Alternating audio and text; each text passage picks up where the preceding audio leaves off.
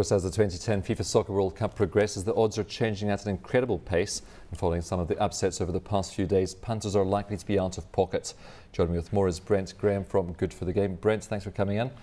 Good matches for the bookies, I should imagine, at this stage. I tell you one thing, I said it on a website a while ago. If I could choose to be a bookmaker or a punter in this World Cup, I'd definitely be a bookmaker.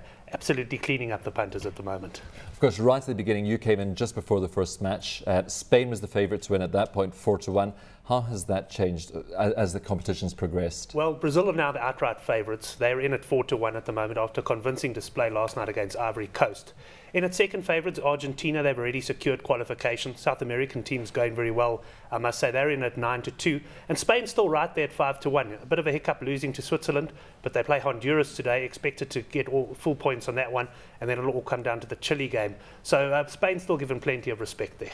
Could we have a South American final, do you think? Who's your money on to win? My money from the start has been Argentina to win. I got a little bit worried after looking at the performance of Germany in their first game, but having a look at it now, I'm pretty happy with where I am there on Argentina. I'm pleased I didn't follow my instincts early on and back England. They're on the drift, started at 6-1, they're out to 11-1, and frankly I wouldn't be taking the 11-1 based on their performances to date.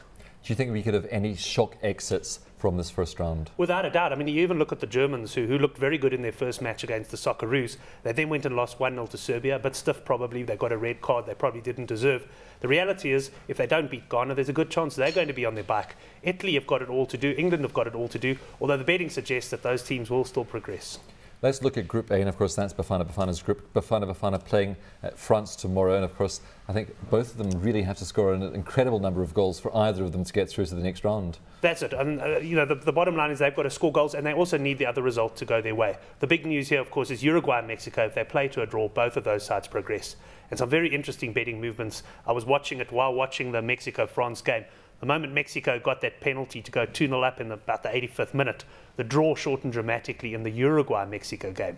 It came in from 2-1, which is where the draw normally trades, to around about even money, even odds on, sort of 7-10 in places. So what the bookmakers are saying there is they think this one's going to be a draw, which means goodbye Bafana and goodbye France.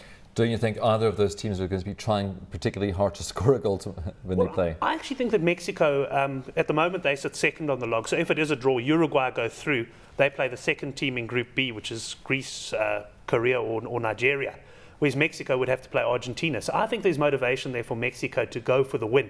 So I think the first half could be quite a fairly exciting affair, but if it gets 60 minutes and there hasn't been any goals, you can expect both sides to shut up shop, and you're going to see plenty of passing amongst midfield back to the goalkeeper. Not a game I'd particularly want a ticket to. What are the bookie songs about Bafana's chances of getting any further in this competition? Stephen, virtually no chance, unfortunately, at this stage. You know, the first time I came in here, we were just under the 2-1 mark. There'd been support. Last week, after the Mexico draw, there was still trading in that sort of levels. After the 3-0 defeat to Uruguay, we really do have it all to do.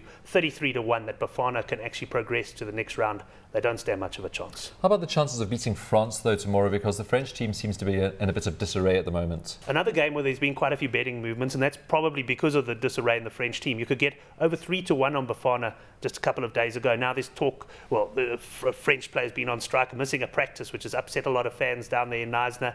And you can now get round about 2-1 on Bafana. France are still trading favourites at about 1.3-1, but Bafana are given a little bit more hope. But I don't know. It's a sort of game that I'll probably advise people to stay out of from a betting perspective. If you are going to have a bet, both teams do have to go for goals, and you can get 14-10, that's 1.4-1, that there'll be 3 goals or more in the game in total. That might be the way to go. Who will be scoring those goals, though, France or Bafana? Well, the beauty about that bet is you don't really care. Okay, hopefully we don't go home with a wooden spoon now. Well, that's it. Or stay home with a wooden spoon. Unfortunately, it does look, fairly likely at this stage. Certainly, if the game's played to a draw with guard on goal difference, the wooden spoon. But let's hope we can pull something out the bag.